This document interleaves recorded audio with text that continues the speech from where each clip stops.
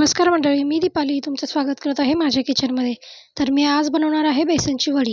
त्याच्यासाठी मी इथं मिक्सरच्या भांड्यामध्ये 5-6 लसणाच्या पाकळ्या, अद्रक आणि 4 हिरव्या मिरच्या घातलेल्या आहेत आणि ते वाटून घेतलेले आहे. एका कढईमध्ये 2 चमचे तेल ॲड केलेलं आहे, 1 चमचा मोहरी, 1 चमचा जिरे. ते छानपैकी तळतळून घ्यायचं आहे आणि आपण मिरचीचं जे वाटण केलेलं आहे ते वाटण त्याच्यामध्ये टाकायचं आहे. ते व्यवस्थित तेलामध्ये परतून घ्यायचं आहे, कारण ते कच्चं होती हिरवी मिरची वगैरे, तर छान असं परतून घ्यायचं आहे. अर्धा चमच हळद टाकायची आणि व्यवस्थित भाजून ह्याच्यामध्ये 1 ग्लास पाणी ओतायचं आहे. चवीप्रमाणे ह्याच्यामध्ये मीठ ॲड करायचं आहे आणि हे पाणी छान असं उकळू द्यायचं आहे. पाणी उकळल्यानंतर त्याच्यामध्ये 1 वाटी बेसन ॲड करायचं आणि हे व्यवस्थित मिक्स करून घ्यायचं आहे.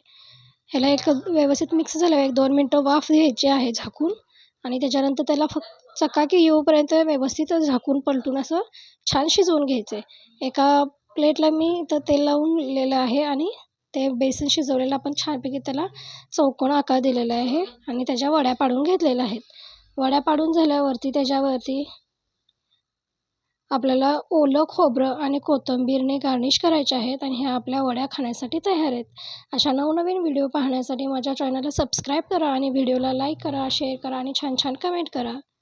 Thank you for watching.